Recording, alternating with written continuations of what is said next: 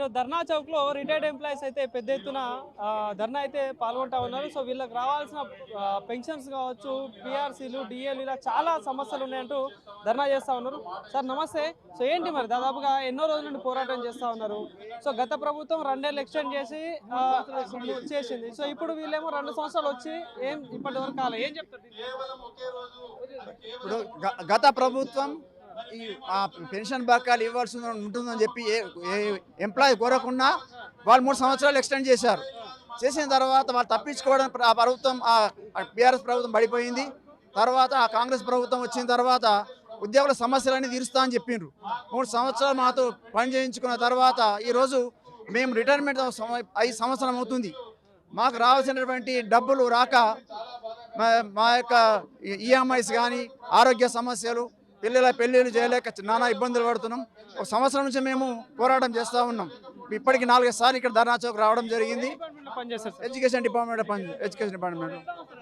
మీరు రిటైర్ అయిపోయారు, సో మీకు ఇంకా చాలా అనుభవం ఉండొచ్చు. అంటే ఎట్లా ఉంది విద్యా వ్యవస్థ అనేది, అసలు ఎట్లా ఉంది? విద్యా వ్యవస్థ అనేది అంత అస్తవ్యస్తంగా ఉంది. సరైనటువంటి విధానం లేదు. ప్రభుత్వానికి చిత్తశుద్ధి కూడా లేదు.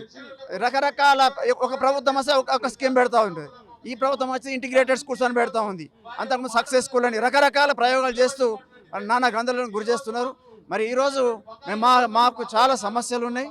ప్రభుత్వం మాకు రావాల్సినటువంటి డబ్బులు ఇవ్వకుండా మాకు మనకి చాలా ఇబ్బంది పెడతా ఉంది. మేము ప్రభుత్వం దగ్గర డబ్బులు లేవు, ఇద్దామంటే డబ్బులు లేవు, బయట అప్పు కూడా ముడతలేదు, నన్ను కోసుకొని తిన్నా డబ్బులు లేవని ముఖ్యమంత్రి చెప్తా ఉన్నాడు. ఏంది సార్, ఏం చెప్తారు? ప్రభుత్వం డబ్బులు మా డబ్బులు ఎక్కడ పోయినాయి? మేము జమ చేసుకున్న జీపీఎఫ్ డబ్బులు ఉన్నాయి కదా, ఆ డబ్బులన్నా మాకు ఇస్తే కొంత ఆసరాగా ఉంటుంది కదా. ఆ డబ్బులు ఎక్కడ పోయినాయి?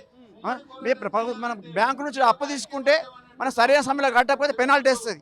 మరి మా డబ్బులు సంవత్సరం నుంచి ప్రభుత్వం వాడుకున్నది, మరి దానికి ఇంట్రెస్ట్ ఎవరు ఇస్తారు? దానికి ఇవ్వాలి కదా. మరి ఈ రకంగా మరి ఇబ్బందులు పడుతూ ఉన్నాం. మరి మేము ఈఎంఐలు కట్టలేక, మరి బయట అప్పులు చేయక, పిల్లల పెళ్లి చేయక, వాయిదా వేసి ఎంతకాలం వాయిదా వేయాలి? ఎవరు ఇస్తారు డబ్బులు?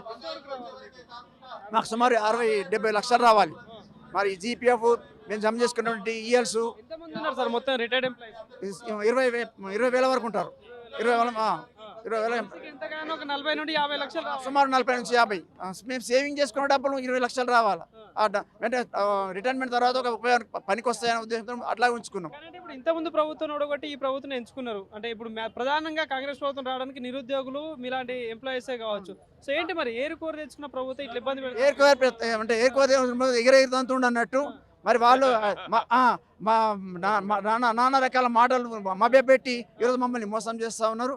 మరి ప్రభుత్వం దగ్గర డబ్బులు లేవంటున్నారు. మరి వాళ్ళు రాజకీయ నాయకులు వాళ్ళు వేతనాలు తీసుకుంటలేరా? మరి వేతనాలు త్యాగం చేయాలి. వాళ్ళు 2 పెన్షన్లు వస్తున్నాయి, మరి అవి త్యాగం చేయాలా? మరి డబ్బులు లేవంటున్నారు.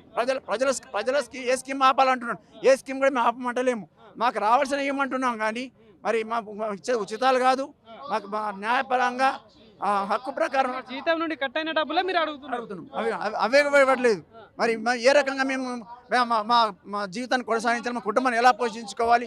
మరి మాకు జీతం తగ్గిపోయింది. ఇప్పుడు మాకు మన హౌసింగ్ లోన్ ఉంటుంది, ఇంకా రకరకాల ఉంటాయి, ఆరోగ్య సమస్యలు, హాస్పిటల్, ఇవన్నీ ఏ విధంగా మెయింటైన్ చేసుకోవాలి? ఈ డబ్బులు వస్తే మేము ఆ రకంగా పిల్లల పెళ్లి చేసుకోవాలనుకుంటున్నాను. ఇన్ని రోజుల నుండి పోరాటం చేస్తా ఉన్నారు, అంటే వాళ్ళ దృష్టికి పోవట్లేదు. అసలు ఎందుకు దృష్టి పోయినా కూడా ప్రభుత్వం దాన్ని పట్టించుకోవడం లేదు.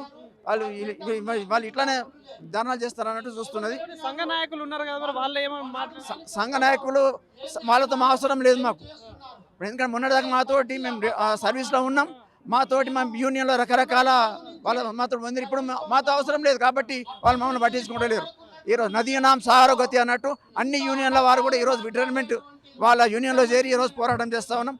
ఈరోజు రిటైర్మెంట్ తర్వాత సంతోషంగా ఉండాల్సిన సమయంలో ఈరోజు రోడ్డు ఎక్కి తిండి లేక, పొద్దున్న తిండి లేక మరి ఈరోజు ఉపవాసం ఉంటూ పోరాటం చేస్తూ ఉన్నాం.